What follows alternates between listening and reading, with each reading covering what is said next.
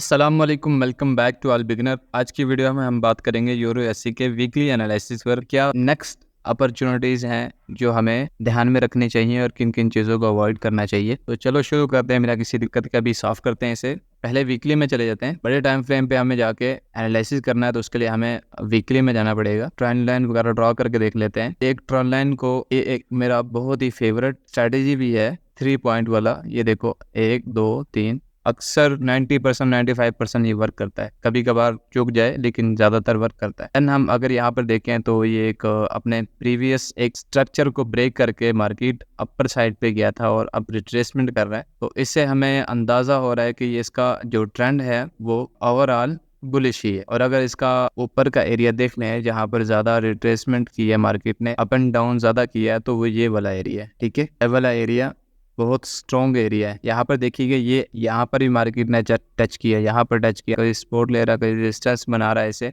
तो यहाँ ये काफ़ी स्ट्रॉन्ग लेवल है। अब हम चले जाते हैं डेली में। डेली के हिसाब से देख लेते हैं। डेली में यहाँ पे देखिएगा, हम साथ साथ में कुछ चीज़ों को आपने एडजस्ट भी करते रहना है। बड़े टाइम फ्रेम में अगर वीक है तो छोटे टाइम फ्रेम में वो कैंडल में चेंज हो जाएगा, तो हमें उनको एडजस्टमेंट करते रहना है। तो यहाँ पे देखिएगा, फिर दोबारा से मार्केट ने एक अपर साइड पे फिर एक ट्रेंड लाइन बनाई थी और इस तरह का स्ट्रक्चर बनाया था और higher high higher low, higher high, higher low, higher high, higher low बनाता हुआ मार्केट अपसाइड पे जा रहा था। और यहाँ पर अगर देखें हम कैंडलस्टिक चार्ट पैटर्न में जाकर, तो ये एक गैप भी दे रहा है मार्केट। मोस्ट प्रॉबेबली चांस है मार्केट के यहाँ से ये वाला एरिया टच कर दें। अगर ये वाला एरिया टच करता है, ये रिट्रेसमेंट करता है, ये एरिया हो सकता है। ठीक है, इस एरिया को टच करता है, टच करने के बाद फिर इसके ज़्यादा चांस हैं अप साइड पे जाने के। अब हम H4 में जाके इसका एनालिसिस देख लेते हैं कि क्या करने वाला है। H4 में अगर जैसे ही हम आए तो हमें क्लियर नज़र आ रहा है, यहाँ पर एक फ्लैग पैटर्न बना रहा है मार्केट, जैसे हायर हाई हायर लो बनाता हुआ। मेरे प्रीवियस एनालिसिस को भी आप देख सकते हैं चैनल पर, वीकली एनालिसिस के नाम से एक प्लेलिस्ट बनी है, उसमें सारे मैं एनालिसिस डाल रहा होता हूँ, वहाँ पे आप प्रीवियस भी चेक कर सकते हैं। यहाँ पे एक चैनल बना रहा है, उसमें मार्केट ने पहला एज था इसका, ये दूसरा यहाँ पे बनाया, तीसरा टच यहाँ पे बनाया, चौथा यहाँ पे बनाया, पांचवा यहाँ पे, नीचे भी और भी जा सकता है। यहाँ पर ऐसे रिट्रेस करता हूँ और अगर इसने यहाँ तक आया, ठीक है, और यहाँ से रिट्रेसमेंट किया और इस अपने प्रीवियस जो इसका लोअर हाई है इसको ब्रेक किया, ब्रेक करने के बाद रिटेस्ट किया, मोस्ट प्रोबेबली चांसेस कि इसको यहाँ तक रिटेस्ट करेगा, यहाँ इस एरिया तक। और इसी सूरत में ये इस वाली ट्रेंड लाइन को भी ब्रेक कर चुका होगा ऐसे करते हुए, और फिर ये अपसाइड पे निकल जाएगा।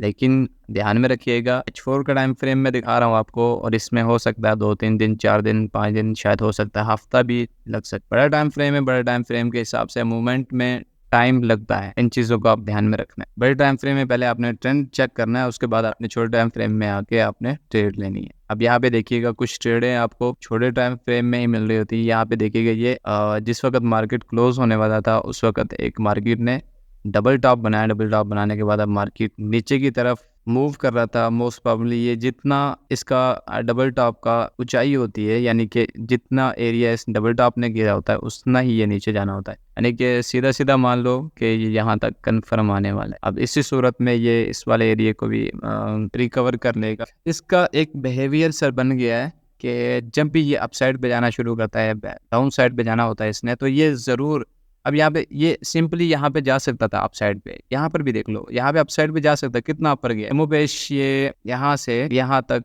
108 पिप गया और इसने चवल क्या मारी है। देखो, अगर किसी बंदे ने यहाँ पर अपना एंटर किया हुआ था, ठीक है, अगर उसने 10-20 पिप के कोई एसल लगाया था ना, तो इसकी कोशिश ये थी, अगर थोड़ा ऊपर नीचे हो गया, किसी ने 10-20 पिप का एसल लगा दिया, तो जितने ज़्यादातर इसने एसल खाए हैं, नीचे आके एसल खाने की कोशिश की है। पहले एसल खाए हैं जितने भी खा सका, एसल लेने के बाद फिर ये लिक्विडिटी इसके पास आ गई, ज़्यादा पैसा इसके पास इकट्ठा हो गया, तो बेस ने अप साइड पे जाना शुरू कर दिया।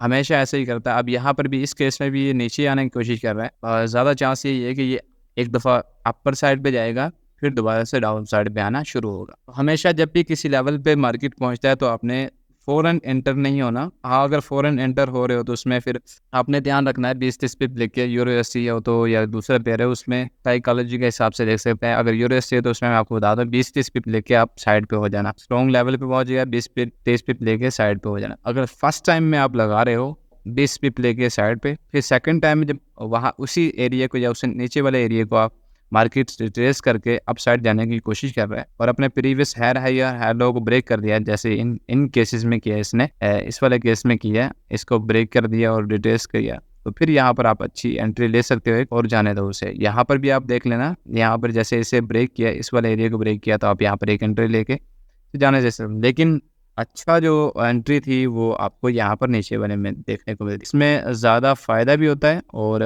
ज़्यादा प्रॉफिट भी आप गेन कर सकते हैं। आई होप ये आपके लिए हेल्पफुल रहा होगा इस वीक का एनालिसिस। अगर आपके लिए हेल्पफुल रहता है तो आप हमारे चैनल को सब्सक्राइब कर सकते हैं, लाइक कर सकते हैं, शेयर कर सकते हैं अपने दोस्तों के साथ। इसके साथ मिलते हैं इंशाल्लाह नेक्स्ट वीडियो में। ओके, अल्लाह हाफिज़।